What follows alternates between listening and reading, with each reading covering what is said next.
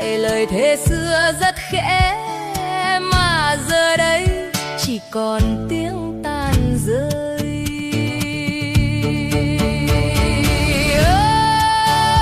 Ai bỏ quên lời nguyện trên bậc đá rêu phong của núi già. Em đi mãi giữa ngàn cây không lối, mà chẳng ai còn nhớ em là ai. Nếu người còn thương sao bỏ em giữa rừng, để em lạc trong tiếng gió không tên. Đêm Tây Nguyên dài như lời nguyện cũ, nuốt lấy em trong hơi lạnh buốt tim. Nếu người còn thương sao không quay lại, giữa đại ngàn đang khóc giữa sương rơi.